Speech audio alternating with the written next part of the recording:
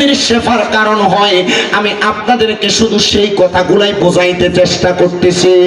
আল্লাহ তাআলার অনেক বান্দা দুনিয়াতে বসবাস করে, কিন্তু অনেক হাফেজে কোরআন দুনিয়াতে বসবাস করে। হাফেজে কোরআন মানে বুঝেন তো আপনারা, যারা কোরআন শিক্ষা গ্রহণ করে মানে কোরআন মুখস্থ করে, ওই হাফেজে কোরআনরা আল্লাহ তাআলার কোরআন মুখস্থ করে কথা সত্য, কিন্তু তারা এই কোরআনের তাসির তাদের সিনার মধ্যে কতটুকু আছে তাদের চাইতে বেশি কিন্তু আল্লাহ ছাড়া আর কেউ জানে না।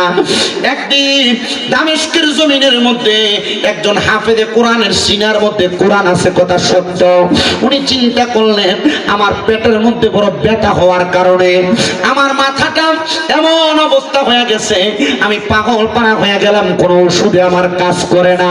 আমি কোনো জায়গায় গেলে এই ওষুধ দিয়ে আমার পেটের রোগটা শেফা হয় না।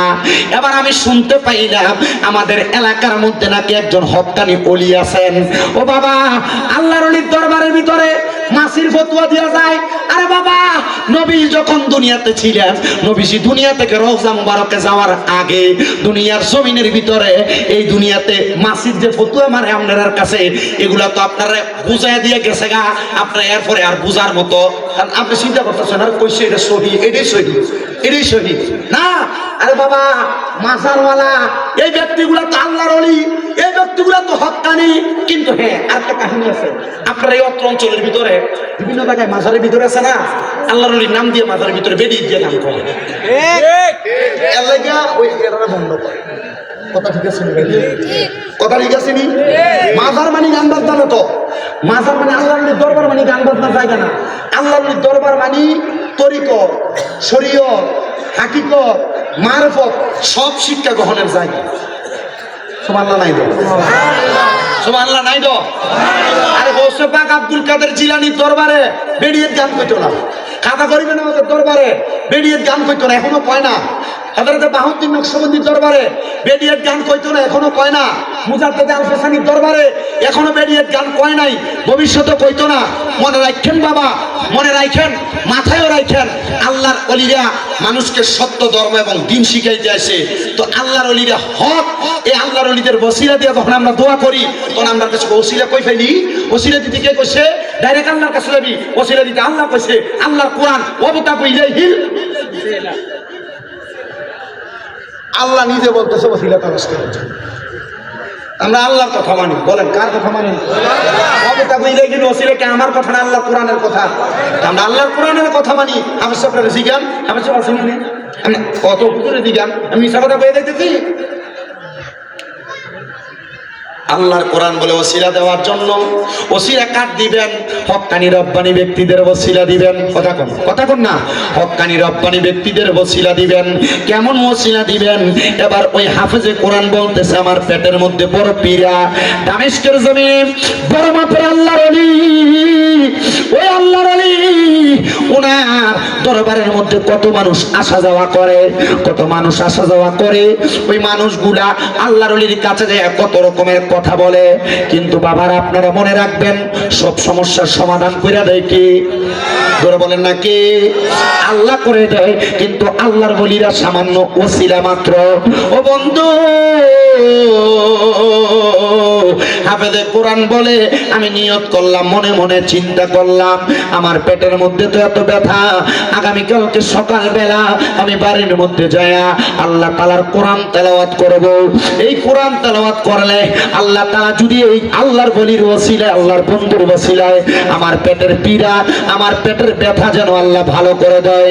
ওই ছাত্র হাফেজে কোরআন উনি বলেন আমি আল্লাহর বন্ধুর মাজারের সামনে, মাকবারার সামনে দাঁড়ায়া দাঁড়ায়া আল্লাহ তাআলার কোরআন তেলাওয়াত করলাম। কোরআন তেলাওয়াত করার পরে আমি যখন তেলাওয়াত করতেছি হঠাৎ করে দেখলাম আস্তে আস্তে আমার পেটের ব্যথা নিবারণ হয়ে যাচ্ছে, আমার পেটের মধ্যে কোনো ব্যথা নাই। আমি বাড়িতে চলে গেলাম, যাওয়ার পরে হঠাৎ পরের দিন আমি লক্ষ্য করে দেখলাম আমার পেটের মধ্যে আবার পীড়া দিচ্ছে, পেটের মধ্যে আবার ব্যথা দিচ্ছে। এমন টাইমে আমি আবার নিয়ত করলাম হযরতে ফতে আলী সুবহানী রহমাতুল্লাহ আলাইহি নামক ওই আল্লাহর ওলির মাকবারার সামনে, মাজারের সামনে যায়া আমি আবার আল্লাহ তাআলার কোরআনুল কারীম তেলাওয়াত করব। উনি বলেন আমি দ্বিতীয় দিন আবার আল্লাহর ওলির মাকবারার সামনে যাইয়া আল্লাহ তাআলার কোরআন তেলাওয়াত করতে লাগলাম। কোরআন যখন তেলাওয়াত করতেছি আবার আমার আল্লাহ তাআলা আমার পেটের ব্যথা নিবারণ করে দিছে। জোরে জোরে বলেন সুবহানাল্লাহ, মুহাব্বতে কন্যা সুবহানাল্লাহ। এবার আল্লাহর ওলিটা লক্ষ্য করে দেখতেছে, সামনে দিয়ে আসো, তুমি এদিক দিয়ে পিছন দিয়ে যাও, পিছন দিয়ে সামনে দিয়ে মানুষের ডিস্টার্ব দিও না। আল্লাহর ওলির মাকবারার সামনে আমি যখন দ্বিতীয়বার কোরআন তেলাওয়াত করলাম আমার পেটের ব্যথা নিবারণ হয়ে গেছে। এবার আমি চলে গেলাম, কিন্তু তৃতীয় দিন আমি লক্ষ্য করে দেখলাম আমার পেটের মধ্যে আরো ব্যথা। আমি আবার আল্লাহর ওলির মাকবারার সামনে দাঁড়ায়া দাঁড়ায়া আল্লাহ তাআলার কোরআন তেলাওয়াত করা শুরু করলাম। কিন্তু অন্যদিন আমি যখন কোরআন তেলাওয়াত করতাম আমার পেটের ব্যথা সাথে সাথে নিবারণ হয়ে যাইত, কিন্তু আর আমার পেটের ব্যথা নিবারণ হচ্ছে না, মানে পেটের ব্যথা যায় না। আগের 2 দিন কোরআন তেলাওয়াত করছে, পেটের ব্যথা গেছে গা, পরের দিনও করছে গেছে গা, কিন্তু তৃতীয় দিন কোরআন তেলাওয়াত করে পেটের ব্যথা। ছেলেটা চিন্তা করতেছে আমি এমনি কোরআন তেলাওয়াত করলাম, এই বাচ্চাদের একটু আওয়াজটা একটু বন্ধ করেন, জানি হারবার করে ধরবে।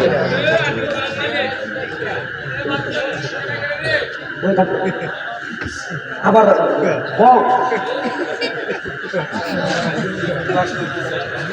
সার যখন খুঁজছি তখন দরকার লাগছে, অনার দরকার নেই।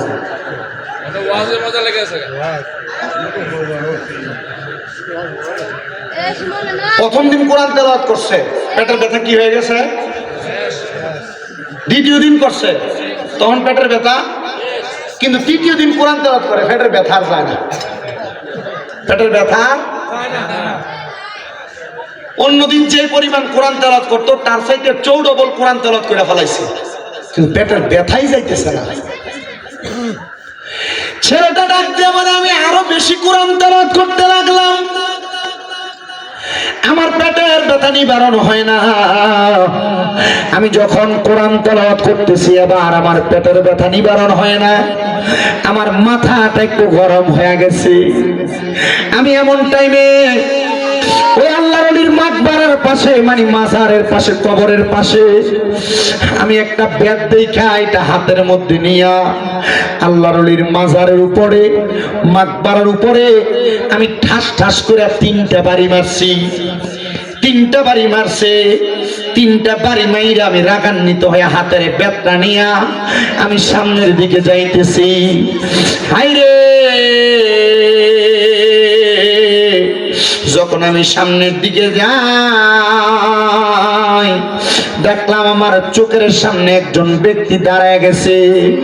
ওই ব্যক্তির শরীরের কাপড়গুলা এলোমেলো, দেখতে তত সুন্দর লাগে না, যেটা আমরা পাগল মনে করি। একবারে পাগলের মতো আমার সামনে দাঁড়ায় গেছে। আমি জিগাইলাম কে আপনি, পরিচয় কি গো, আপনার পরিচয় কি? উনি ডাক দিয়া কয় আমার পরিচয় জানা লাগবে না রে হাফেজ সাহেব। এত রাগান্বিত, হাতের মধ্যে ব্যাট নিয়ে যাও কই? বলে পেটের মধ্যে বড় ব্যথা, সামনে তাইকা সরো, নচেত এই ব্যাট দিয়া তোমারে আঘাত করব। এবার পাগলা ডাক দিয়া কয় তুমি মনে করছো কবরের উপরে বাড়ি দিয়া বাচ্চা গেছো আর আমারে বাড়ি দিয়া বাচ্চা যাইবা? না না না, বাঁচতে পারবা না। হাফেজ সাহেব আমি এমন কথা শুই না থমকে গেলাম। আমি আর তার সাথে কথা বাড়াইলাম না। আমি বললাম আমি যে কবরে বাড়ি দিছি কেউ তো দেখেন নাই, আপনি দেখলেন কেমনে? আমার ডাক দিয়ে কয় বাবা পেটের মধ্যে ব্যথা, আগে তোমার ব্যথাটা তুমি সারাইতে চাও কিনা বলো? বলে হুজুর সারাইতে চাই।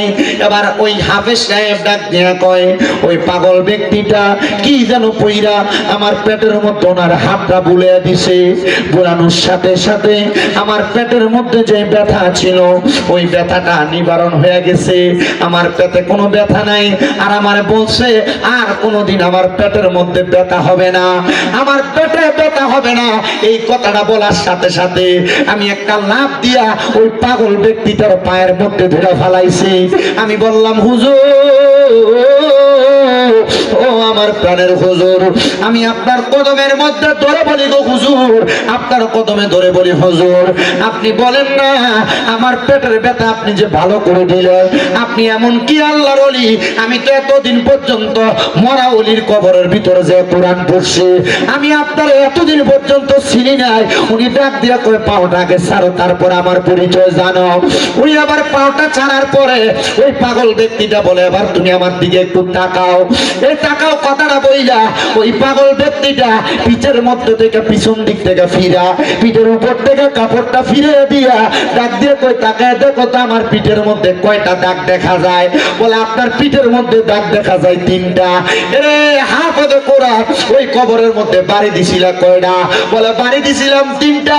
বলে, 3টা বাড়ি আমার পিঠের ভিতরে লাইগা রইছে রে, আমি তোর বাড়িগুলা সহ্য করতে পারি নাই। তুই যখন বাড়ি দিয়া আমার কবরের সামনে থেকে চলে আসো, আমি আমার মাওলার কাছে ফরিয়াদ জানাইছি, আল্লাহ আমার একবার ক্ষমতা দাও, আমি দুনিয়াতে যাইয়া ওই হাফেজে কোরআন রে তার পেটের ব্যথাটার জন্য আরেকবার দোয়া কইরা দিয়ে আসি। হাফেজে কোরআন কয়, বুঝলাম না, আমি তো কবরের সামনে বাড়ি দিছি, কবরের মধ্যে বাড়ি দিছি, আপনার পিঠে আসলো কেমনে? আর আপনি বা কেন আমার পেটের ব্যথা 2বার বালা হয়েছে, 3য়বার বালা করাইলেন না? ডাক দিয়া কয়, বাবারে, ব্যথা তো মাফ করার মালিক আল্লাহ, ব্যথা দেওয়ার মালিক আল্লাহ। কথা কোন, কথা কোন, কথা কোন। আমার এত রোগ হয়, এই যে জ্বর হইয়া রয়েছে। গত পরশুদিন মাহফিল করছি, পরশুদিন এসে করলাম মানসারামপুর করিকান্দি আছে, মানসারামপুর করিকান্দি ফেরিঘাটের এখানে স্টেজ থেকে নামার পরে দাঁড়াইতে পারতেছি না, গাও একবারে থরথর করে কাঁপতেছে। ড্রাইভারে কইলাম, তাড়াতাড়ি যে কোনো ফার্মেসির সামনে আমার দাঁড় করেছে। তেমন ভারতের মতো টাইমে গেছে গরিপুর পর্যন্ত। গরিপুর পর্যন্ত যায়া তো মোটামুটি হসপিটালের সামনে নিয়ে ঢুকাইছে। মানে এনে যাওয়া তো আমার কাছে ডাক্তার আছে, আপনারা হয়তো পরীক্ষা টরীক্ষা দিব, রক্ত পরীক্ষা করতে হয়, কিছু বুঝি গাড়ি করে। আসলে তো রক্ত বাইর করলে এটা আমার কাছে ভালো লাগতো না, কারণ একবার রক্ত দিছি আলহামদুলিল্লাহ, কিন্তু আমার সে এটা আমার কাছে ভালো লাগতো না। জ্বর হয়েছে ঠিক আছে, আগে বাইর যায় ফেরে দেখতাম, এখানে কোনো কামটা হতো না। আমি কিছু তাওয়াক্কাল তো আল্লাহ রাসূল, আগে বাড়ির যাই, পরে কুমিল্লাতে যাইয়া কুমিল্লার টেলিকোনা সমনিতে আলিফ ফার্মেসি আছে, আমার এক ভাই মুজাম্মেল ভাই, ওনারা কইলাম ভাই শব্দ আছে, পরে মাপ দিয়ে কইলাম না 160 ডিগ্রি, পরে মাপ দেওয়ার পরে কি সার্ভিস লিটার ইউজ যেটারে কয় আর কি, এটি দিছে, আর ওষুধ পাল্টা এটা লেগে দিছে, এটি লইয়া মোটামুটি দেখলাম যে পরের দিক থেকে একটু একটু ভালো আছে। আজকেও গতকালকে 2টা মাহফিল করতে পারছি, আজকেও 2টাই যে আপনাদের সুন্দর করে করতেছি। শরীর এখনো পর্যন্ত মোটামুটি ভালোর দিকে, বাকিটা এখন থেকে নামার পরে বুঝতে পারবো। আপনার দোয়া করবেন আমার লেগা। আমি কইলাম যে আল্লাহ, আমি যদি ওয়াক মাহফিলে না যাইতে পারি, মানুষ আমার বাজে বলবে। শরীর অসুস্থ হয়ে গেলে মানুষ বোঝে না, আসলেই বোঝে না। আমার গত কয় তারিখ ছিল আর একটা মাহফিল, আমি মাহফিল কমিটিতে কইলাম, ও আমার তো শরীরটা ভালো না, আমার 9টার মধ্যে মাইক দিয়ে দিল, কিন্তু 9:30 মাইক দিলাম, আমি পাই না 9:30 নিব করে নিচ্ছে তো, আর আমার স্টুডেন্ট নেই 9:30 নিতে নিতে নিচে 10টা। আমি মোটামুটি 25 একটু কালেকশন আছে, আমি 1 ঘন্টা 20 মিনিট ওয়াজ করে আমি কালেকশনে ঢুকছি, 1 ঘন্টা 40 মিনিট হয়ে গেছে। 1 ঘন্টা 40 মিনিট পরে কালেকশন সব করে সারছি, কিন্তু আমরা মাদ্রাসা দোকান ছিল। তার মানে কি সে আমার অসুস্থতা বুঝছে? তার কথা আমি হুজুর টিয়া দিয়ে আনছি, বদিল্লা টিয়া দিয়ে আনছি বদিল্লা। এরপরে দেখেন এই কালেকশন করে দেওয়ার পরে মুনাজাত দিব, এরা হুজুর একটু জিকির করেন। আমি বললাম, তোর বিবেক নাই, তোর আকল নাই। তো পরে বোঝাইলাম যে কোনো মাহফিল কমিটি বক্তাদের কষ্ট বোঝাই, আমি ওয়াজ করবো, আপনার বাড়িতে কিন্তু মোটামুটি যার যেমন ঘুমাই দেবেন না। আমি কিন্তু এখান থেকে যাইতে যে মনে করেন 2.5 ঘন্টা একবার আমার হিসাব দেয়, এখান থেকে কুমিল্লা থেকে 2.5 ঘন্টা লাগে। কিন্তু এই যে কুয়াশা, দিনের বেলা হিসাব করছেন 2.5 ঘন্টা, কিন্তু সামনে যে ফাঁসার দূরে দেখা যায় না, গাড়ির সামনে ফাঁসার দূরে দেখা যায় না, কয়েক দূরে দেখা যায় না, 5 হাত দূরে দেখা যায় না। তখন আর কেমন 2.5 ঘন্টাতে কুমিল্লা যাই, তখন যাইতে দিতে ফজর, তো রাতের ঘুমকে দিনে হারায়। আমরা তো মোটামুটি মনে করেন হুজুরে বহুত টিয়া লয়ে দেখে এটাই শেষ হয়ে যায়, যে পরিশ্রম করে এটা হয়ে যায় না। কই আপনার কাছে তো গত বছর দাওয়াত দিয়ে গেছে, আমার মাদ্রাসা দুই একটা ফলামেন হারাইতেন, হারাইছেন না তো প্রত্যেকে কি দরকার না, যা কই বাবু যেমনি আছে এমনি আলহামদুলিল্লাহ, আমিন কোন আর কোন আমিন। আপনারা ফাটাইলেও আছেন না ফাটাইলেও আছেন।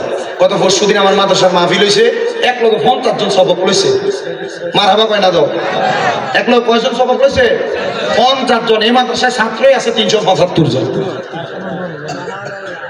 এক মাদ্রাসার কথা বলছে, আমার মাদ্রাসা 6টা। যে হুজুরে বড় বড় লিখছেন ভিতরে না, হুজুরে জিজ্ঞেস হুজুর আপনার মাদ্রাসা কয়টা? এরা নিয়ে নিয়ে ঢাকা ফ্ল্যাট কিনে বাড়ি কিনে কথা কন না কা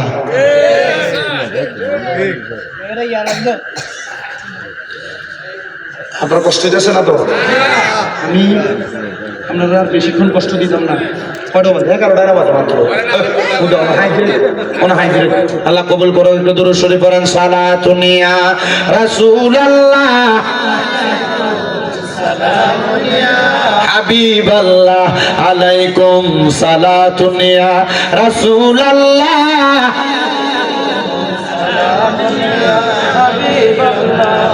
মদিনার মাটি যদি হইতাম, নবীজিকে বুকের মাঝে রাখিতাম। সালাতুন ইয়া রাসূলুল্লাহ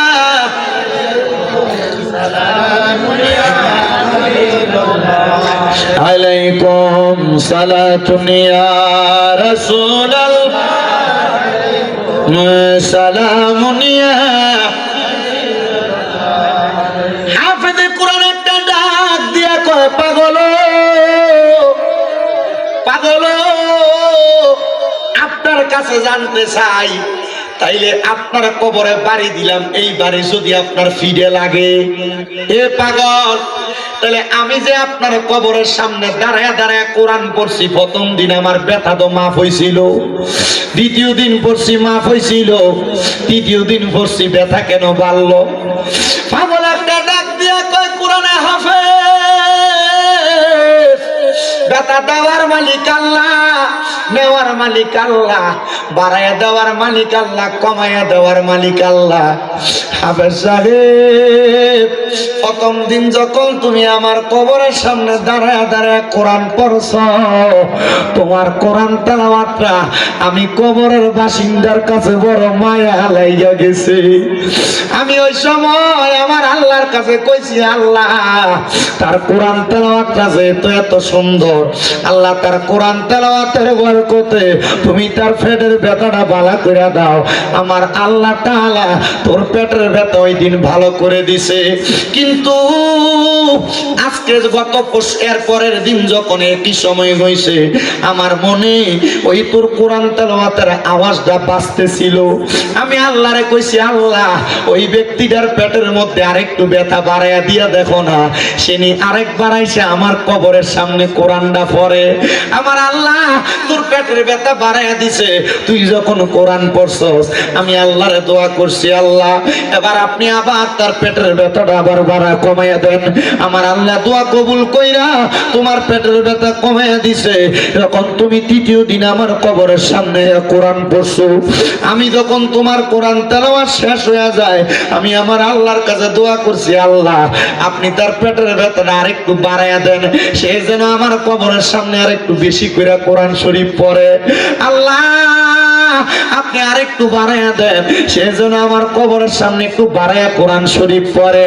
হায়রে, তুমি যখন আরেকটু বাড়াইয়া পড়ছো, তুমি যখন কোরআন তেলাওয়াত আবার শেষ করো, আমি আবার আমার আল্লাহর কাছে কইছি, আল্লাহ আপনি তার পেটের ব্যথাটা আরেকটু বাড়াইয়া দেন, সে যেন আরেকটু আমার কবরের সামনে কোরআন তেলাওয়াত পড়ে। কিন্তু আমি বুঝছি না রে, তুই যে এই কোরআন তেলাওয়াত করতে করতে বিরক্ত হয়ে যাবি, রাগান্বিত হইয়া আমার কবরের উপর আঘাত করবি। তার মানে বোঝা যায় আল্লাহর ওলিদের কবরের উপরে আঘাত করলেও এটার ব্যথা আল্লাহর ওলিরা পায়। কথা কন্যা ঠিক কিনা? অনেক মুনাফিকেরা, অনেক বেঈমানেরা গত কয়েকদিন সরকার পতনের পরে দেখছেন নি আপনারা, জানি না, মাজারের মধ্যে হামলা চালাইছে, আল্লাহর ওলির মাজার ভাঙতে গেছে। আরে অনেক মানুষ এটার বিরোধিতা করছে, আমি কিন্তু বিরোধিতা করছি না। আমারে যখন কেউ কয় হুজুর দেখছেন নি এরা তো যায় যায় মাজার ভাঙ্গালায়, আমি কইছি বেশি করে ভাঙতো ক। বলে হুজুর মা এটা কেমন কথা ক? আমি কইছি এরা মাজার ভাঙতে গেছে, মাজার কিন্তু ভাঙছে না। কয় হুজুর কেন গো? আমি কইলাম এরা তো মাজার ভাঙতে যায় শুধু উপরের ইট পাথরটি সরাইছে। এরারে কইয়া দেখো 3.5 হাত মাটির তল পর্যন্ত যাইতে যাইয়া দেখবো ওই জায়গার মধ্যে মাজারওয়ালা যিনি শুয়া রইছে রে, তাজা আল্লাহর ওলিরা শুয়া রইছে। আরে কেউ শেষ পর্যন্ত ভাঙ্গে নাই, উপর দিয়া ভাঙ্গা ভাঙ্গা চলে আসছে। রাতের অন্ধকারে সোরার মতো যায় যায় ভাঙছে। ঘোষণা দিয়া যদি সুন্নিরার আল্লাহর ওলির মাজার ভাঙতে যাইতো, আল্লাহর কসম সুন্নিরাও তাদেরকে প্রতিহত করত। মনে রাখবেন আমার আল্লাহর নবী ঘোষণা করে, আল্লাহ তাআলা হাদিসে কুদসির মাধ্যমে জানিয়ে দেয়, মান আদালি ওয়ালিয়ান ফাকাদ আযামতুহু বিল হারব। আমার আল্লাহর বন্ধুদের সাথে যারা দুশমনি করে, আল্লাহর ওলিদের সাথে যারা বেয়াদবি করে, আমার আল্লাহ কয় আমি আল্লাহ নিজে তার লগে যুদ্ধের ঘোষণা করি। এবার আপনারা বলেন বাবারা, আল্লাহর ওলিদের লগে বেয়াদবি করলে যদি আমার আল্লাহ যুদ্ধ ঘোষণা করে, আল্লাহর লগে যুদ্ধ করার ক্ষমতা দুনিয়ার কোনো মানুষের আসেনি রে বাবা, নাই নাই নাই। আল্লাহর লগে যুদ্ধ করতে যাইবা, আল্লাহর লগে যুদ্ধ করতে গেলে ফেরাউনের নমরুদের মতো জুতার বাড়ি খেয়ে মরা লাগবো। মা কথা কয় না খা, ফেরাউনের মতো নীল নদের পানির ভিতরে সুবা খেয়ে মরা লাগবো। এই জন্য আল্লাহর ওলিদের লগে তোমরা কোনোদিন বিয়াদবি কইরো না। পারলে মানবা, না পারলে দূরে দূরে থাকবা। কিন্তু যখন তুমি কোনো আল্লাহর ওলিদের সঙ্গে বিয়াদবি করবা, আমার আল্লাহ তাআলা ডাইরেক্ট তোমার দুনিয়া এবং আখিরাতের মধ্য থেকে তোমারে কাটিয়ে রাখবে। এই জন্য আমার পর্দার অন্তরালের মা ও আমার বাবারা, আমি যেই জন্যই কোরআনুল কারীমের মর্যাদার বয়ানটা করতেছিলাম, আপনারা বেশি বেশি করে কোরআন তেলাওয়াত করবেন। আপনারা অনেকে কত দোয়া করেন, আমার আল্লাহ তাআলা আপনারা দোয়া কবুল করে না। এই কথা বল না, কত দোয়া করেন দোয়া কবুল করে না। এর মধ্যে দোয়া কবুল না হওয়ার কারণ হলো 3টা। কয়টা? ধরে কোন না কয়টা? দোয়া কবুল না হওয়ার কারণ হইল 3টা। 1 নাম্বার হালাল খানা ফেড়ে যায় না। 2 নাম্বার আমরার ভিতরে ইখলাস নাই। ইখলাস মানে খোদাভীতি নাই আর কি, ইখলাস নাই। 3 নাম্বার আমরার ভিতরে ইহসান নাই, মানে মানুষের প্রতি মায়া মোহাব্বত, মায়া মমতা নাই। এই জন্য আমরা দোয়া দিয়ে আল্লাহর কাছে কবুল হয় না। তো দোয়া কবুল হওয়ার মূল মাধ্যম যেটা, ইবাদত কবুল হওয়ার মূল মাধ্যম যেটা, সেটা হইলো হালাল খানা। আমরা হালাল খামো কই থেকে? আমরা সমাজের ভিতরে যে সুদ খোরের অভাব নাই। কথা কন না কেন? আমরা হালাল খামো কই থেকে? আমরা সমাজে ঘুষখোরের অভাব নাই। আপনারা আবার ঠিক ঠিক কইতাছেন, এদিকে ধরে নিয়ে আপনারা মসজিদের সভাপতি বানান, এদিকে ধরে নিয়ে আপনারা মসজিদের সেক্রেটারি বানান, এদিকে ধরে নিয়ে আপনারা এলাকার হদ্দার বানান, এদিকে ধরে নিয়ে আপনারা আদ্দার মাতাব্বর বানান। কথা কই না? আসেনি? আছে আছে।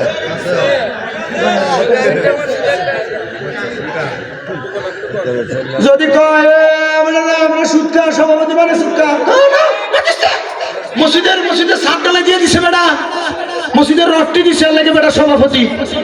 কথা কয় না কা? বেড়া দিয়ে এলাকার ঘুষখোর, বেড়া দিয়ে মানুষের জমি দখল করে খা, বেড়ার মসজিদের সেক্রেটারি মানে সস্কা না, মসজিদের টাইলস দিছে বেটা।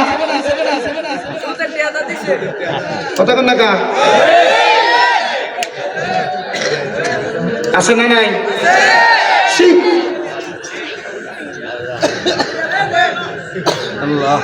আপনার কষ্ট হইতেছে? আসেনি এমন? কম না বেশি? এলাকা হদ্দারি করে এবারটা, এবারটার ভাই বাতিতে জমি দখল করে রাখা, এবারটা তো মানুষের বিচার করতো, হিসাব আর তোর ভালো এবারটা।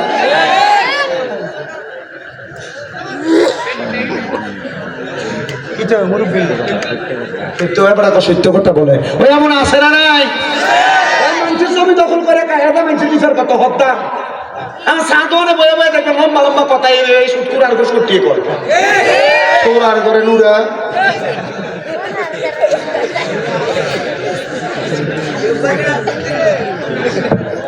আছে না নাই?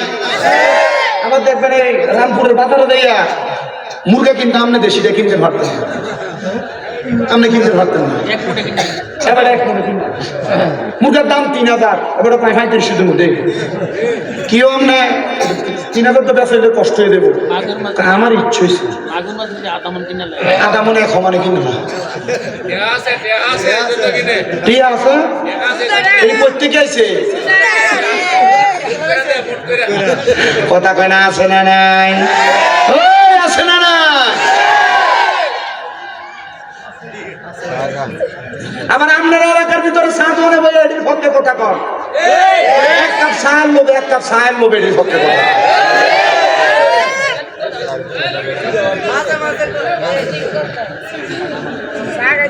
কথা বলেন এমন আছে না নাই?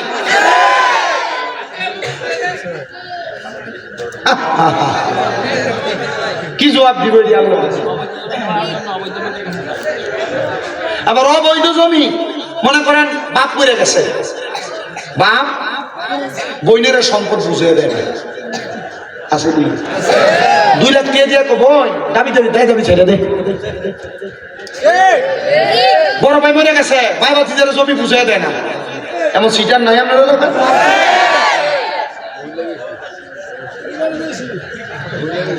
আল্লাহ এটি থেকে আমরা হেফাজত করি, আমিন কর। আমার বাজানেরা কষ্ট হইতেছে, গভীর মনোযোগ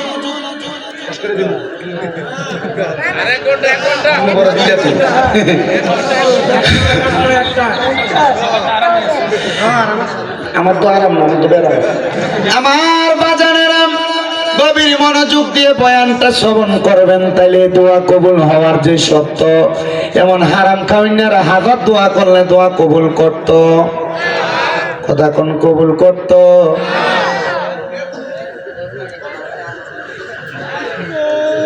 আল্লাহরে ভয়ও করা লাগবো, মানুষের প্রতি ইহসানও করা লাগবো, মায়া দয়াও করা লাগবো, লাগবো নি। অনেক মা বোনেরা দোয়া করে কবুল হয় না। মা বোনেরা মনোযোগ দিয়ে শুনো গো মা, তোমরা জান্নাতে যাওয়া বড় সহজ গো মা। আল্লাহর নবী শিখিয়ে দেয়, কোন মহিলা যদি 4 কাম করে জান্নাতি। কয় কাম? নবী গো 4 কাম কি? নবী কয় 1 নাম্বার কোন মহিলা যদি পর্দা করে, 2 নাম্বার কোন মহিলা নামাজ পড়ে 5 ওয়াক্ত, 3 নাম্বার কোন মহিলা রোজা রাখে, 4 নাম্বার কোন মহিলা যদি স্বামীর আদেশ অমান্য না করে, তাহলে এই মহিলার জান্নাত একবারে সহজ। এ মহিলার চাইতে বড় আল্লাহর ওলি দুনিয়াত নাই। মারহাবা কোন, মারহাবা কোন। মা গো মা, নামাজ পড়ো, পর্দা করো, রোজা রাখো, কিন্তু জামাই যদি অন্য কোনো কথা একটু থেকে একটু টের বেটের একটা দমক দাও, জামাইয়ের কথাটার মানো না, আল্লাহর কসম তোমার নামাজ কামে লাগতো না, রোজা কামে লাগতো না।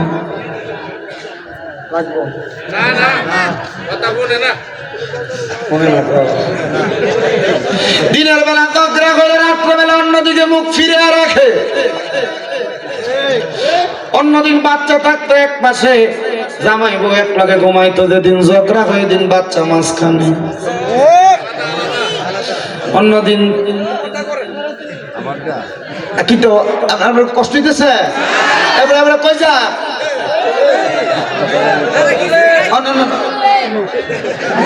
তারা ধরে রাখতে কষ্ট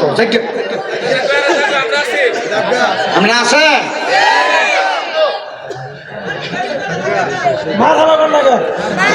না তোমার হবে বেটা কইয়াতে মুর্শিদ ভাইয়ে আরো জোরে কোন মার হাওয়া। অন্যদিন জামাই বউ ঘুমাইতো 2 বালিশে, কিন্তু যেদিন ঝগড়া করে মাঝখানে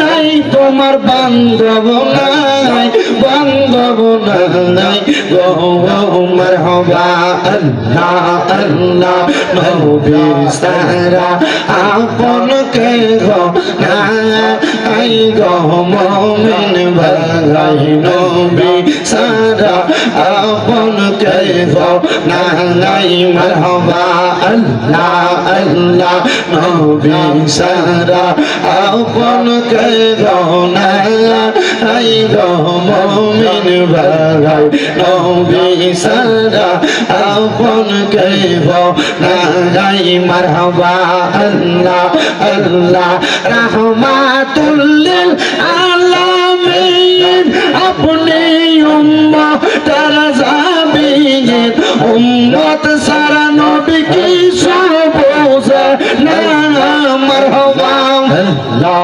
আল্লাহ উম্মতের লাগিয়া সাজদায় নবী পড়িয়া কান্দন সদা উম্মত বলিয়া হাই রে মুমিন ভাই নবী সারাই আমার বান্ধব কে গো নাই মারহাবা আল্লাহ আল্লাহ আল্লাহ হাই রে হাবিবুল্লাহ আমরার চোখের মনি মক্কি মাদানি হাবিবুল্লাহ আমরার চোখের মনি মারহাবা আল্লাহ আল্লাহ আল্লাহ আল্লাহ আল্লাহ আল্লাহ হাবিবুল্লাহ আমরার চোখের মনি মক্কি মাদানি হাবিবুল্লাহ আমরার চোখের মনি মারহাবা আল্লাহ আল্লাহ পাইতে চাইলে আল্লাহকে পাইতে হবে রাসূলকে পাইতে হবে যত আউলিয়াকে মারহাবা আল্লাহ আল্লাহ পাইতে চাইলে মওলার দিদার পাইতে হবে নবীর দিদার পাইবা যত আল্লাহ তাআলার ওলি মক্কি মাদানি হাবিবুল্লাহ আমরার চোখের মনি মারহাবা আল্লাহ আল্লাহ আল্লাহ আল্লাহ ইলাহা ইল্লাল্লাহ মুহাম্মাদুর রাসূলুল্লাহ সাল্লাল্লাহু আলাইহি ওয়াসাল্লাম জবান বন্ধ রাখবেন না মুহাব্বতের আওয়াজে উচ্চ কণ্ঠে জোরে জোরে পড়েন আলহামদুলিল্লাহ করেন ঘর থেকে রোগবালা মুসিবত ছাড়ে না আরে ছাড়বো কেমনে মা আপনি তো আপনার জামাইর মন খুশি রাখতে পারছেন না কথা কন আমার বাবারা আমার বন্ধুরা ও পর্দার অন্তরালের মা বোনেরা দোয়া কবুল হওয়ার মূল মাধ্যমের ভিতরে আরেকটা মাধ্যম স্বামীর মনটারে খুশি রাখা লাগবো স্বামীর মনটা যদি অখুশি রেখে আপনি রাত্রবেলা ঘুমান আমার আল্লাহর আযাবের ফেরেশতারা আপনারে লানত দিব মহিলারা স্বামীর আদেশ মানতে চায় না স্বামী তাদেরকে কত রকমের আদেশ করে শুনতে চায় না কিন্তু আল্লাহর নবী বলে কোন মহিলা তাদের স্বামীর আদেশ ছাড়া বাবার বাড়ি তো যাইতে পারবে না কিন্তু বাবার বাড়ি দূরের কথা বেটি পুরা হুমনা বাজার ঘুরে চলে জামাইয়ের খবরও থাকে না 3 বছর দাবাত দিছেন না দিলে কি তৈব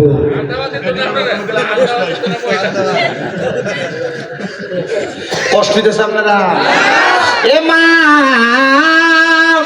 যদি জান্নাতে যাইতে চাও গো স্বামীর আদেশ মানবা স্বামীর দমক সহ্য করবা স্বামীর কথাগুলা মাইন্না চলবা আমার নবী কয় এক একটা মহিলাকে আমি নবী পানির সাথে তুলনা করলাম নবী গো কেন বলে পাথরের সাথে তুলনা করি নাই নবী গো কেন বলে পাথর যেই কোনো জায়গায় রাখা যায় না কিন্তু পানিকে যেই পাত্রে রাখবা সেই পাত্রের মধ্যে থাকবে একটা মহিলা যদি পানির মতো হইয়া যায় ওই মহিলা সংসারে কোনোদিন অশান্তি হবে না ওই মহিলা কোনোদিন সংসারিক জীবনে অশান্তি পাবে না ওই মহিলা কোনোদিন তার পারিবারিক ভাবে অশান্তি পাবে না এই জন্য আমার খুলনার মা বোনেরা রামপুরের মহিলারা আপনারা কোনোদিন আপনাদের স্বামীর অমান্য করবেন না স্বামীর অবাধ্য হবেন না স্বামীর কথা অমান্য কইরা চলবেন না দেখবেন গোমা শান্তির অভাব হবে না কিন্তু অনেক মহিলারা কই হুজুর স্বামীরে মানতাম বুঝলাম কেমনে,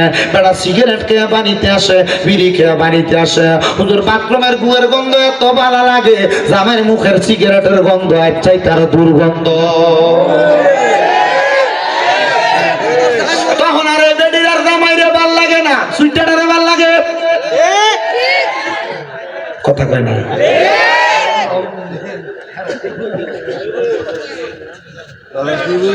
আপনার মুখের ভিতরে দুর্গন্ধ, ফসা গন্ধ। আপনার বউ আপনার রাত্রবেলা গেলে আপনি পাশি দিয়ে শুইবে কেন? আপনি আমার বিড়ি ভালো লাগে না তখন আর এটা বন্ধ করুন লাগবো না। আল্লাহ দোহাই লাগে, যে পোলা পান অথবা যে ভাইয়েরা সিগারেট খায় এরা জিজ্ঞাসা করে দেখেন শিক্ষক কার কাছে। এরকম একদিন আমার এক ভাই কইছিল কোন রকম একটা টান দিয়ে দেওয়া হস না, এই একদিন কোন রকম একটা টান দিয়ে দেওয়া হস না, তারা বানাইছে।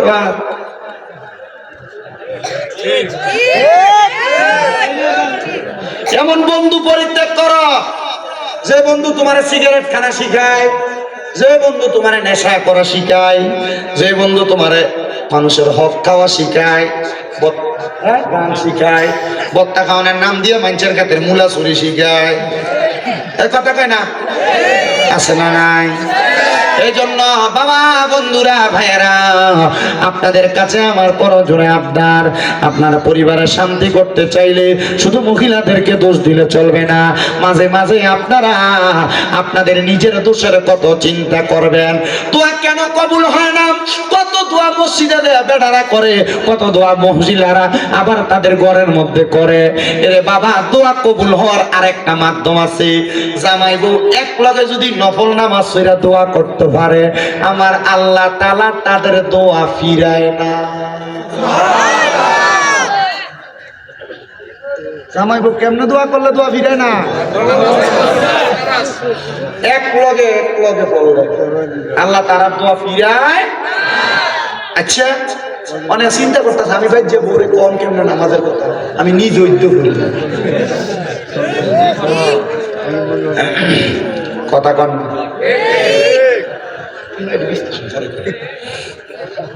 ঠিক আছে নি?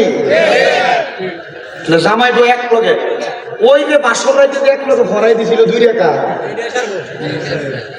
আর কোনদিন ভাবছি কিনা সন্দেহ। পড়ার দরকার আছে না নাই? দরকার আছে না নাই? ও বন্ধু, ও নবীর উম্মতের দলেরা, এমন দোয়া কে করছে জানো? এমন দোয়া করছে আল্লাহ তাআলার পয়গম্বর হযরতে জাকারিয়া আলাইহিস সালাতু ওয়াস সালাম। বয়স বড় বৃদ্ধ হয়ে গেছে জাকারিয়া নবী। তো জাকারিয়া নবী ছিল হযরত মরিয়ম আলাইহিস সালাতু ওয়াস সালামের খালু। হযরত মরিয়ম আলাইহিস সালাতু ওয়াস সালামের খালু। তো মরিয়ম আলাইহিস সালাতু ওয়াস সালাম যখন ছোট, মরিয়ম আলাইহিস সালাতু ওয়াস সালামের বাবা মারা যাওয়ার পর ওনারা লালন পালনের দায়িত্ব পড়ছিল জাকারিয়া নবীর উপরে। মারহাবা কোন? আর জাকারিয়া নবী ছিল বাইতুল মুকাদ্দাস মসজিদের ইমাম সাহেব। মারহাবা। 4 জন ইমামের ভিতরে উনি একজন ইমাম। মরিয়ম আলাইহিস সালামের বাবা ছিল আরেকজন ইমাম, উনি মারা গেছেন, উনি ছিলেন দ্বিতীয় নাম্বার। মারহাবা। হযরত জাকারিয়া পয়গম্বর মরিয়ম আলাইহিস সালাম রে কোলে পিঠে করে মানুষ করার পরে যখন মরিয়ম আলাইহিস সালাম বড় হয়ে গেছে, জাকারিয়া পয়গম্বর আমার আল্লাহর কাছে দোয়া করে, আল্লাহ আমার মরিয়ম এখন আর আমার কাছে নাই গো আল্লাহ, আল্লাহ তুমি যদি আমার একটা ইবাদিকা সলিহিন নেক সন্তান দিতা, তাহলে আমি জাকারিয়া নবীর মনের আশাটা পূরণ হইতো, আমার কলিজা ঠান্ডা হইতো। জাকারিয়া নবী দোয়া কইরা কানতে কানতে বাড়িতে গেছে, চোখের পানি মুছতে মুছতে। জাকারিয়া নবীর স্ত্রী জাকারিয়া নবীরে দেখা ডাক দিয়ে কই, স্বামী গো এমন ভাবে কান্না করতেছেন, কান্না করার কারণটা কি জানতে চাই। ডাক দিয়ে কই, স্ত্রী এমন ভাবে কান্না করার কারণটা তুমি জানতে চাও? আমি কান দিয়ে আল্লাহ যেন আমার একটা সন্তান দেয়। বলে কেন? কারণ একটা সন্তানের দোয়ার কারণে আল্লাহ তাআলা মা বাপরে মাফ কইরা দেয়। হায় রে, আপনি না নবী, আপনারা কি লেগে মাফ করা লাগবে? উনি কয় না রে না, সন্তানের প্রতি মায়া কোন মা বাবা বাবার নাই। অনেক পোলাপান মনে করে মা বাপ সন্তানদের বেশি বেশি এখানে সেখানে গেলে বারবার ফোন দিয়া দিয়া কয় তাড়াতাড়ি বাড়িতে আয়। এটা এমনি কয় না রে, মা বাপ চিন্তা করে পুত্রানি ওই জায়গায় বেশিক্ষণ থাকলে কোনো বিপদ হয়ে যায়, পুত্রানি ওই জায়গার মধ্যে বেশিক্ষণ থাকলে কোনো বিপদে পড়া যায়। সন্তান মাঝে মাঝে মা বাপ এই কথা বললে তুমি মা বাপরে ধমক দিয়া কো কিছু হইতো না, আমি আইতেছি রাহো, রাতে ফোনটা কাইটা দাও। না না না, মনে রাখবার কারার মা বাপ নাই, এরারে কেউ ফোন দিয়া খবর লয় না, এরারে ফোন দিয়া কেউ খোঁজ খবর লয় না। এজন্য আবদার জানাই রে ও আমার রামপুরের বাবারা, মা বাপ যদি তোমরা এমন ফোন দিয়া খবর লয়, আম্মা আব্বারে কখনো তোমরা ধমক দিও না। এমন অনেক সন্তান তো আছে মা বাপ যদি কোনো বিষয় বুঝিয়া কইতো চায়, সন্তান ধমক দিয়া বয়ালায়, কয় তুমি বয়া তাও তুমি বুঝো না। আরে তারা বুঝে না, তুই ফুতে বুঝো, মা বাপের মতো তুমি ফুতে বেশি বুঝো না। আম্মা আব্বা বুড়া হইয়া গেলে এদের থেকে পরামর্শ নিবে, এদেরকে অবহেলা করে চলবা না। মনে রাখবা বুড়া মানুষের এক বুদ্ধি তোমার 10 বুদ্ধিও তোমার কারাইতো না। এজন্য সবার কাছে আমার আবদার, বৃদ্ধ মা বাবারে অবহেলা করিস না, বৃদ্ধ মা বাপরে বড় মায়া করবি, আদর যত্ন করবি। হযরতে জাকারিয়া নবীর স্ত্রী ডাক দিয়ে কই স্বামী, আপনি যদি আমারে বলেন গো, আমরা স্বামী স্ত্রী দুইজন মিলে আল্লাহর কাছে দোয়া কইরাম। এতদিন তো আপনি বাইতুল মুকাদ্দাসে দোয়া করছেন, আমি আমার ঘরে বইসা দোয়া করছি। আজকে রাত্রবেলা আমরা স্বামী স্ত্রী দুইজন বইসা দোয়া করব, দেখবেন দোয়া কবুল করব। অনেক মহিলারা সন্তান হয় না, আমি বলবো স্বামীরে নিয়ে একসাথে রাত্রবেলা তাহাজ্জুদ নামাজ পড়বা, দেখবা আমার আল্লাহ তাআলা সন্তান দান করব। অনেক মহিলাদের ঘরের মধ্যে বরকত হয় না, আমি বলবো জামাইরে নিয়ে একলগে ঘরের মধ্যে নামাজ পড়বা। অনেক মহিলার ঘরের মধ্যে রোগ বালা মুসিবত ছাড়ে না, আমি কমু জামাইটারে নিয়ে একসাথে নফল নামাজ পড়বা ঘরের ভিতরে, রোগ বালা মুসিবত থাকবে না। তোমরা নামাজ আর দোয়ার বরকতে আল্লাহ তাআলা সব দূরে দিব। এবার আপনারা বলেন আল্লাহর নিয়ামত অর্জনের জন্য স্বামী স্ত্রী একটাই কে করে ইবাদত করার দরকার আছে না নাই? জাকারিয়া নবীর স্ত্রী এবং জাকারিয়া নবী একসাথে দোয়া করে, দোয়া করার পরে আল্লাহ তাআলা জাকারিয়া নবী এবং ওনার স্ত্রীর দোয়া কবুল করে ফেলছে। আল্লাহ তাআলা বাণী পৌঁছে দেয়, জাকারিয়া তোমাদেরকে একটা সন্তান দেওয়া হবে। জাকারিয়া নবীকে আল্লাহ সন্তান দিতা তো দিতা, আরো আগে দিতা, কিন্তু এখন আমার বয়স বৃদ্ধ বয়স, তুমি আমার সন্তান দিবা। আলহামদুলিল্লাহ। এ জাকারিয়া যখন সন্তান দেই নাই বলছি দেব না, তখনও বলতা আলহামদুলিল্লাহ, আবার এখনো কো আলহামদুলিল্লাহ। আল্লাহ তাআলা জাকারিয়া নবীরে খুশি হয়ে একটা ছেলে সন্তান দান করছে। বাবা কইলেন না, ছেলে সন্তান দান করার পরে জাকারিয়া পয়গাম্বর আল্লাহ তাআলার কাছে দোয়া করছি। জাকারিয়া নবীর ছেলেটা আস্তে আস্তে বড় হয়েছে, 7 বছর। কয় বছর? জাকারিয়া নবীর ঘর দুইটা, একটা ইবাদতখানা আর একটা হলো আলাদা সাইডের মধ্যে ইবাদতের জায়গা, একটা ইবাদতখানা আর একটা নিজে থাকার জায়গা। জাকারিয়া নবী বলে সন্তানের 7 বছর বয়স, আমি আমার থাকার ঘরের মধ্যে থেকে রাত্রবেলা বের হওয়ার পর রাতে আর ঘরে যাই নাই, আমি আমার ইবাদতখানার মধ্যে ইবাদত করতে করতে সময় কাটিয়ে দিছি। দেখবেন সকালবেলা ঘুম থেকে ওইটা সন্তানেরা বাবারে না দেখলে মাঝে মাঝে কান্দে। ছোট মানুষ কান্দে না, কান্না করে। তো জাকারিয়া নবীর সন্তান ঘুম থেকে জাগ্রত হইয়া জাকারিয়া নবীর সন্তানও কান্দে, মা আব্বাজান কোথায়? মা জননী দেখা দিতে তোমার আব্বাজান ওই ঘরের মধ্যে। এবার মা জননীর কথা শুই না 7 বছরের ছেলে হাঁটতে হাঁটতে ঘরের মধ্যে প্রবেশ করলেন। এবার জাকারিয়া নবীর সন্তান জাকারিয়া নবীর কাছে যায়, দেখতেছে ওই ঘরের মধ্যে জাকারিয়া নবী নামাজের সেজদার মধ্যে মাথা ফালাইয়া রাখছে। সন্তান জাকারিয়া নবীর বাবরি কাটা চুলগুলার মধ্যে, ছোট মানুষ তো বোঝে না, দুইটা আলগি দিয়া তুলছে আর তাকায়া দেখে জাকারিয়া নবী চোখগুলা বড় বড় লাল হয়ে গেছে আর চোখগুলা দিয়া বায়া বায়া পানি পড়তাছে। ছেলে জিগায়, আব্বা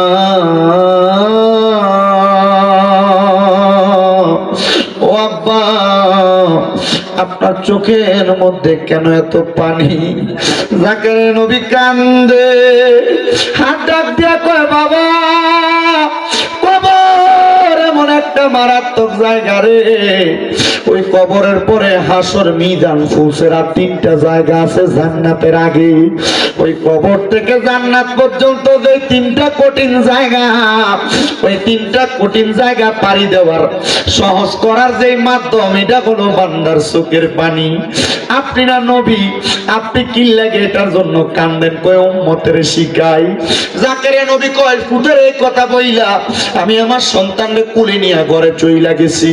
বলছি আমার স্ত্রী খাবার রেডি করো, আমি গোসল কইরা খাবার ভক্ষণ করবো আমার সন্তানকে নিয়ে। জাকারিয়া নবী গোসল করতে চলে গেছেন, শেষ করে ঘরে এসে জিজ্ঞাসা করে আমার সন্তান কোথায়? ওনার স্ত্রী বলতেছে আমি তো জানি আপনার সন্তান আপনার সাথে। উনি বলে আমি জানি তোমার সাথে। ও বন্ধু, ও নবীর উম্মতের দল, আশিকের রাসূল ভাই বাবারা, জাকারিয়া পয়গম্বর ওই জায়গার মধ্যে দাঁড়ায়া থাইকা ডাক দিয়া কই স্ত্রী আমার সন্তান বুঝি ঘরের মধ্যে নাই। খুঁজতে খুঁজতে জাকারিয়া পয়গম্বর ওই এলাকার পাহাড়ের গুহা একটু বাদ রাখে নাই, গাছের আড়াল খেজুরের বাগান বাদ রাখে নাই, কোনো মানুষের বাড়ি ঘর বাদ রাখে নাই। কোন জায়গার মধ্যে জাকারিয়া নবী ওনার সন্তানটারে খুঁজা খুঁজা পাইতেছে না। 7 দিন হয়ে গেছে, জাকারিয়া নবী ওনার সন্তানরে ঠোকায়া পাইতেছে না। জাকারিয়া নবী আমার আল্লাহর কাছে কান্দে, আল্লাহ এতদিন পর্যন্ত সন্তান দিছো না। আমি জাকারিয়া নবীর মনের ভিতরে কোনো কষ্ট ছিল না, এই বয়সে সন্তান দিলা, এখন সন্তানের বয়স 7 হয়ে গেছে, সন্তানের 7 দিন কুইদা পাই না। আল্লাহ আমি জাকারিয়া নবীর কাছে ভালো লাগে না। জাকারিয়া নবী কান্দে কান্দে কান্দে একটা খেজুর গাছের সাথে হেলান দিয়া কান্দতে কান্দতে ঘুমিয়ে গেছে। গায়েবী ভাবে আওয়াজ আসে জাকারিয়া সব জায়গায় তো খুঁজলা, যে ঘরের ভিতরে তুমি যাইয়া দে আমি খোদারে ডাকো, ওই ঘরের ভিতরে যাইয়া সন্তানটারে খুঁজা দেখছো নি? উনি বলে ঘুম থেকে লাফ দিয়ে উঠছি, একটা দৌড় মাইরা ঘরের ভিতরে ঢুইকা গেছি, যা দেখতাছি রে আমার 7 বছরের ছোট ছেলে সেদ্ধার মধ্যে পড়া রইছে, মাথা ডালগি দিয়ে তোলা দিয়া আমি তাকে দেখছি 7 বছরের পুরাডার চোখ গুলা লাল হইয়া রইছে, চোখ দিয়া বায়া বায়া পানি পড়ে। ডাক দিয়ে কইলাম বাবা রে, এই ঘরের মধ্যে 7 দিন তুমি কি করো? সন্তান ডাক দিয়া কয় আব্বা 7 দিন আগে আপনি না আমারে বলছিলেন এই কবরের মধ্যে টাইকা জান্নাত পর্যন্ত যাওয়ার জন্য হাসর মিজান ফুলসিরাত নামক যে কঠিন জায়গা আছে, ওই জায়গাটা পাড়ি দেওয়ার মূল মাধ্যম চোখের পানি। আব্বা আমার আল্লাহ তো আমি সন্তানদের মাপ দিত না, এই জন্য আমি কান্দি, আমার আল্লাহ যেন আমারে মাফ কইরা দেয়। চিন্তা করছো নি রে ও আমার হোমনা রামপুরের বাবারা, তোমার 7 বছরের পোলারা মোবাইলে কার্টুন না লাগাই দিলে ভাত খায় না, মোবাইলের ভিতরে টিকটক ভিডিও না লাগাই দিলে সন্তান ভাত খাইতে পারে না। আর ওই সন্তান 7 বছরের বয়স আল্লাহ তাআলার কবরের ভয়ে কান্দে। কান্না করার কারণ হইল উনি বলতেছেন আমার আব্বা জানের কাছ থেকে শিক্ষা, সন্তানের জন্য জাকারিয়া নবী কান্দে আর কয় আল্লাহ তোমার কাছে ইবাদত সালিহিন নেককার সন্তান চাইছি, এমন একটা সন্তান দিছো, এই সন্তান দিয়ে আমার চাইতে তোমারে বেশি ডরায়। আল্লাহ গো তুমি আমার সন্তানটারে কবুল করো। আমার আল্লাহ তাআলা কবুল কইরা নিছে। এই সন্তানের দল তোমার বাবা তোমার জন্ম দেওয়ার পরে নিজের চিন্তা তত বেশি করে নাই, জাকারিয়া নবী ওনার সন্তানের চিন্তা বেশি কইরা আমার আল্লাহর কাছে কাঁদছে। আপনার মা বাবা আপনার জন্ম দেওয়ার চাইতে আরো বেশি কাঁদতাছে। আরে কান্দে না শুধু, একটা সন্তান যদি দুনিয়ার জমিনে বিদেশে চলে যায়, মা বাপের কলজাটার ভিতরে শান্তি লাগে না, ঘরের বাহিরে গেলে শান্তি লাগে না। আজকের মাহফিলে আমার হাবিব ভাই যে এই রামপুরের খলিফা বাড়িতে মাহফিল প্রতি বছর বছর সাজায়, আমি জানি না এই মাহফিল আর কতদিন পর্যন্ত চলবো। হাবিব ভাই যদি মারা যায় এই মাহফিলটা কায়েম জানি থাকবো নি। হাবিব ভাইয়ের বংশের মানুষের জন্য দোয়া করায়, এলাকার মধ্যে গানের জন্য দোয়া করায়, বৈদেশিরা জন্য দোয়া করায়, হায়াতে বাসিন্দা মানুষের লাগে দোয়া করায়। আল্লাহ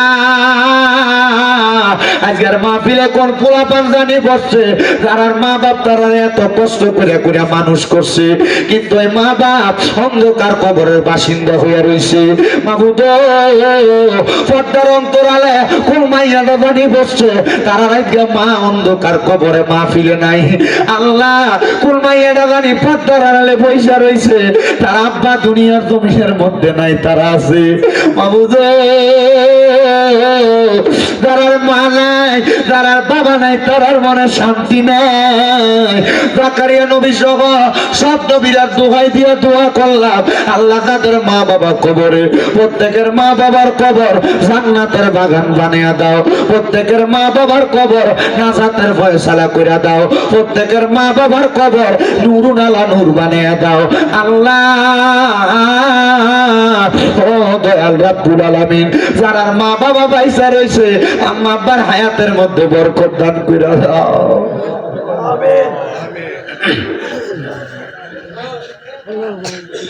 হে আমার কুমিল্লা হোমনার রামপুরের বাবা, যদি কেউ ওই মা বাপরে কষ্ট দিয়া থাকো, আল্লাহর দোহাই আমি সব মাহফিলে কই তারার কাছে দেয়া মাফ চাইবা, নচেত আমার ওয়াজ শুনা তোমার কোনো লাভ নাই। যদি এরা বার্তা দিয়া থাকো, আল্লাহর দোহাই আমি সব মাহফিলে কই তারার কাছে মাফ চাইবা। এরা বার্তা দিয়া ওয়াজ মাহফিল শুনলে কোনো লাভ হবে না। অনেক মহিলারা শ্বশুর শাশুড়িরে কষ্ট দেয়, মনে রাখবা গো মা, যতদিন শ্বশুর শাশুড়িরে মা বাবার মতো মনে না করবা, শান্তি পাইবা না। আল্লাহ ও দয়াল আল্লাহ, আমরা প্রত্যেকের দোয়া কবুল কইরা নাও, আমরা প্রত্যেকের দোয়া কবুল কইরা নাও, আমরা প্রত্যেকের দোয়া কবুল কইরা নাও। আল্লাহ জাকারিয়া নবীর সন্তান যেমন ভাবে কান্নাকাটি করছে, মাবুদ রে ও দয়াল আল্লাহ, আমাদের সবাইকে ওই কবরের কথা চিন্তা কইরা কইরা কান্না করার তৌফিক দান করো। কাইন্দো রে বাবা কাইন্দো, কেন জাননি আমার নবী কয়, দুনিয়াতে যেই ব্যক্তি দৈনিক মাত্র 20 বার মরণের কথা স্মরণ করবে, ওই ব্যক্তি যদি ওই দিন মারা যায়, আমার আল্লাহ তারে শহীদের মর্যাদা দিয়া দেয়, আমার আল্লাহ তারে শহীদের মর্যাদা দিয়া দেয়। আল্লাহ দুনিয়ার জমিনের মধ্যে আমাদেরকে মরণের প্রস্তুতি নেওয়ার তৌফিক দান করো। শ্বশুর বাড়িতে যাও, মিষ্টি নিয়ে যাও, ফল ফ্রুট নিয়ে যাও, কিন্তু একবার চিন্তা করো, ওই কবরের বাড়ির মধ্যে যে যাইবা, কি সামান রেডি করছো? কবরেরও তো কিছু সামানের দরকার আছে রে আব্বা। আমি আগেই বলছিলাম, কবরের সামান হইল ঈমান আর আমল, এগুলা নিতে পারবা, কবরে শান্তি পাইবা। দোয়া করবা আল্লাহ যেন আজকের মাহফিলের উসিলায় সব কবরবাসীরে মাফ করে দেয়।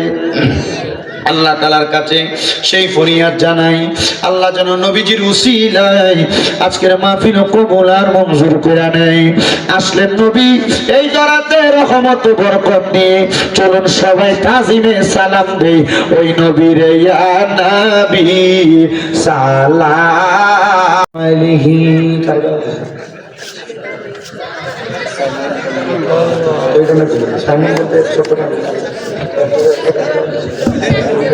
সবাই বলি আলহামদুলিল্লাহ। আপনারা একটা দাওয়াত দিও, 31শে ডিসেম্বর আলিপুর নিমসি ব্রিজের সংলগ্ন মাঠে, মানে আলিপুর নিমসি ব্রিজ সংলগ্ন মাঠে ইংরেজি নববর্ষ, মানে এই যে 31st নাইট ডে, এই যে 29শে ডিসেম্বর নতুন বছর আইব, ফোলা হয়নি ডিগবা দিয়ে এটা ফুরাইব না। মাশাআল্লাহ আলিপুরের যুব সমাজের উদ্যোগে আলিপুরে বিশাল নাতে রাসূল সাল্লাল্লাহু আলাইহি সাল্লামের মাহফিল হইব। মারহাবা কম। চট্টগ্রাম থেকে বড় বড় শায়ের আসবে, একটা আইব শায়ের মোহাম্মদ সাইমন, তে আমরা দেখতে সিমরা সামরাই দূরে, তার গলার ফিল্লানির আওয়াজ শুনলে হাগল করে লা। বড় বড় নাতে রাসূলের শায়ের বিন্দু আসবে ঢাকা থেকে, চট্টগ্রাম থেকে। ইনশাআল্লাহ আপনারা যাইবেন, আপনাদের সবাইকে আল্লাহ তাআলা যাওয়ার তৌফিক দান, আমিন করুন। এটা হলো 31শে ডিসেম্বর রোজ মঙ্গলবার, যাবেন তো ইনশাআল্লাহ? আল্লাহ কবুল করুক, আমিন করুন। আর জোরে কোন আমিন।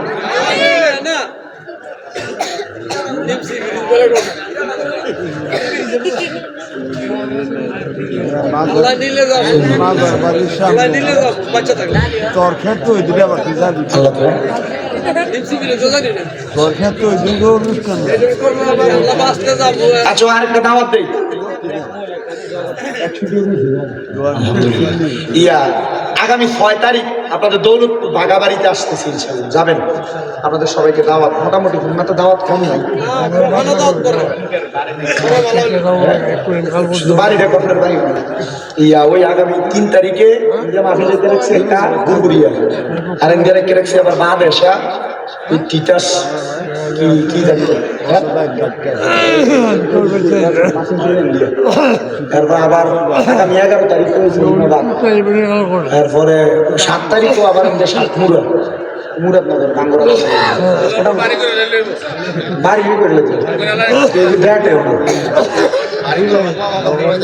ওই ওনার মাসালা ফরজ নামাজের 2 রাকাত সুন্নাত বাড়ি থেকে ফিরে আইসা আজান দেওয়া সঠিক হইব কিনা আমার শোনেন যিনি আজান দিব তিনি যদি অন্য কোনো জায়গার আজান শোনেন অন্য কোনো জায়গার আজান যদি শুনালা তাহলে ফরজ নামাজের ফজর না ও এটা ফজর নিয়ে লাগছে ফজর নামাজে আচ্ছা আমি বলছি ফরজ কইছি আচ্ছা ফজর নামাজের যদি অন্য কোথাও আজান শুনে তাহলে ঘরে সুন্নত পড়ে আসতে পারবে কোনো অসুবিধা নেই তবে সুন্নতটা মসজিদে পড়া উত্তম কোথায় পড়া উত্তম পড়া যাবে ঘরে মসজিদে পড়া উত্তম এটা বলে ফেতনা ছড়ায় না যদি কেউ বাইরে থেকে ফিরে আইয়ে মসজিদে আইসে আজান দেয় সমস্যা কিন্তু যে ব্যক্তি আজান দিব এই ব্যক্তি আজানের পরে সুন্নত পড়া উত্তম ঠিক আছে আল্লাহ কবুল করুক আমিন করুন এটি বড় বড় ফতুয়া দাও আমি কইছি হাবিব ভাইরে আগামী বছর হয় আলাউদ্দিন জিয়াদি সাহেব নয়তো শহীদুল্লাহ বাহাদুর সাহেব নয় তো আরো করা একটা দাওয়াত দিয়ে দেবো এই মাহফিলে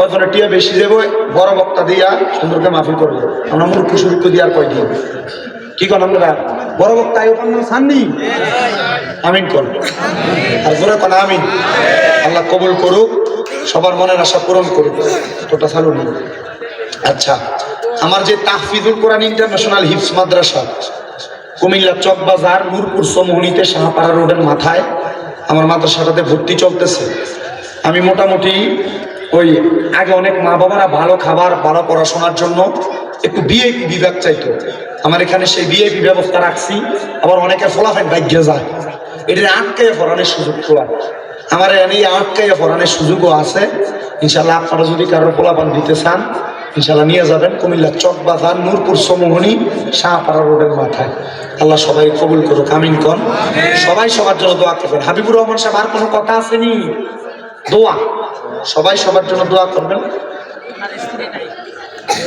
আচ্ছা আর একটা কথা বলি আপনারা যারা বাহিরেও আছেন এই যে মসজিদের এখানে মনে কষ্ট নিয়ে আপনারা মুনাজাতের পরে সিরিয়ালটা সুন্দর করে ঘুরে বসে যাবেন খাবারের তো লেটকা খিচুড়ি সবাই লেগে খিচুড়ি আপনারা সিরিয়াল করে বসবেন 5 ডেক খিচুড়ি আপনারা যারা আছেন মোটামুটি 2 ডেক খেয়ে শেষ করতে ভাবতেন না তো ইনশাল্লাহ একটু শৃঙ্খলাবদ্ধ ভাবে বৈশা আবার ওটা নিয়ে যাবেন আল্লাহ সবাইকে কবুল করুক আমিন أعوذ بالله من الشيطان الرجيم بسم الله الرحمن الرحيم الحمد لله رب العالمين الرحمن الرحيم مالك يوم الدين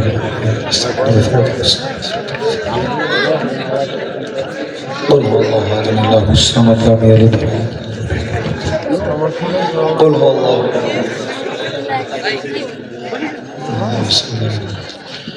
ওই আগামীকালকে বাদ জোহর আল্লামা পীর মুফতি গিয়াসউদ্দিন তাহিরি সাহেব দুলালপুর মাইক ধরবে ইনশাআল্লাহ আপনাদের সবাইকে দাওয়াত করা হয়েছে আপনারা সবাই যাবেন জোহরের নামাজের পরে তাহিরি হুজুর আসবে দুলালপুরে সবার দাওয়াত সিরিয়াল আছে আল্লাহুম্মা আমিন আল্লাহুম্মা আমিন আলহামদুলিল্লাহি রাব্বিল আলামিন আসসালাতু ওয়াসসালামু আলা রাসূলিহিল কারীম রব্বানা آتنا في الدنيا حسنة وفي الآخرة حسنة وقنا عذاب النار معبود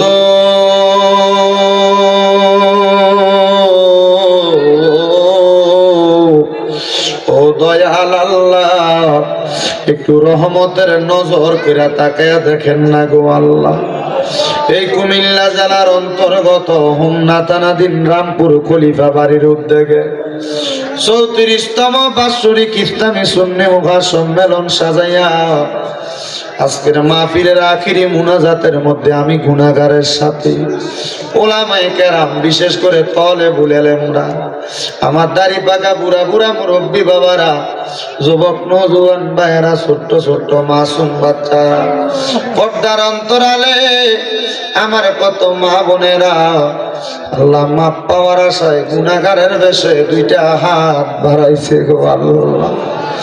আল্লাহ, যার হাত তোমার কাছে মায়া লাগে, পছন্দ হয়, ওই হাতের উসিলায় আমরা প্রত্যেকের জীবনের গুনাহ তুমি আল্লাহ ক্ষমা কইরা দাও। আল্লাহ,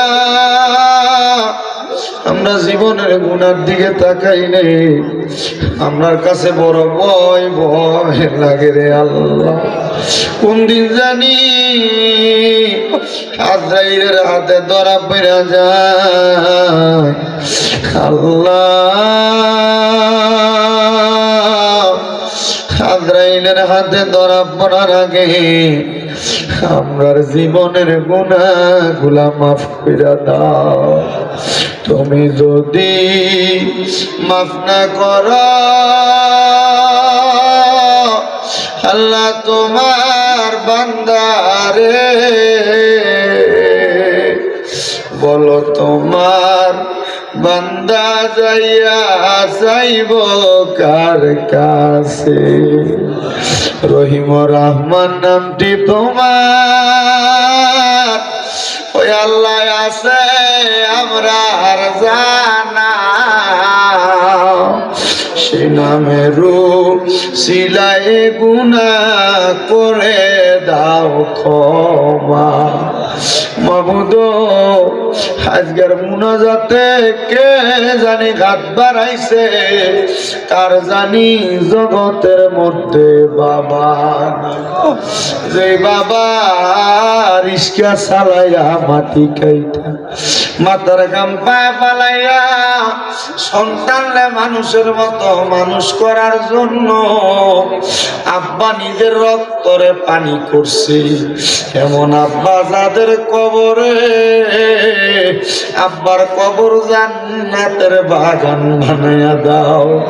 মনিব, আবার অনেকে হাত বাড়াইছে যাদের জগতের মধ্যে মা নাই।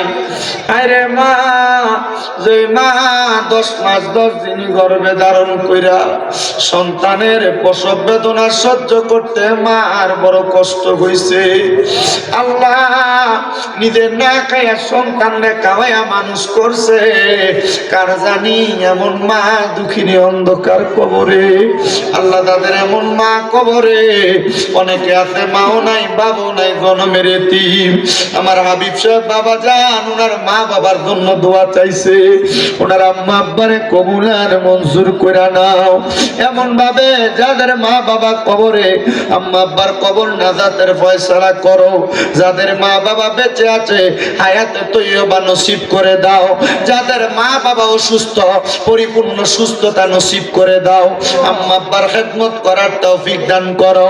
আজকের মাহফিলে যারা টাকা দিয়া, পয়সা দিয়া, শ্রম দিয়া, বুদ্ধি দিয়া, পরামর্শ দিয়া, মাইক দিয়া, লাইট দিয়া, প্যান্ডেল দিয়া, বিশেষ করে সম্মানিত মিডিয়ার ভাইয়েরা, আমার শ্রোতাবিন্দুরা, পর্দার অন্তরালের মা বোনেরা, আল্লাহ অনেক প্রবাসী ভাইয়েরা বিদেশ থেকে দোয়া চায়।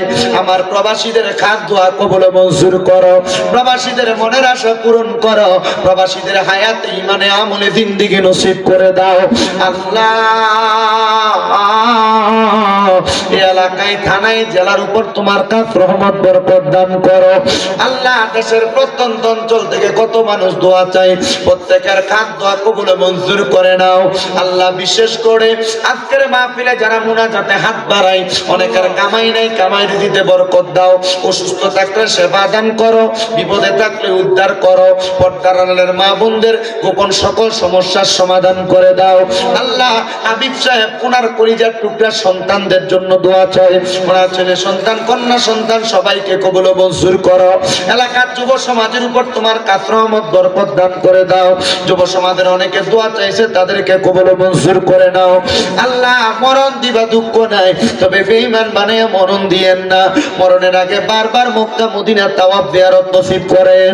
আমার কেন মিয়া দোয়া চায়, বিশেষ করে আমার এই বাবা যেন দোয়া চায়। একজন মা জননী কিছু হাদিয়া পাঠায়ও দোয়া চাইছে। আল্লাহ, নাম জানা অজানা প্রত্যেকের দোয়া কবুল ও মঞ্জুর করে নাও রাব্বুল আলামিন। মরণের আগে বারবার নবীজির নূরানি চেহারা মুবারক দেখাইয়া আখিরি জবানে মধুর কালেমা পড়িয়া দিয়েন, লা ইলাহা ইল্লাল্লাহু মুহাম্মাদুর রাসূলুল্লাহ সাল্লাল্লাহু আলাইহি ওয়াসাল্লাম। সবাই একটু কাতারবদ্ধ হইয়া সিরিয়াল করে বসে।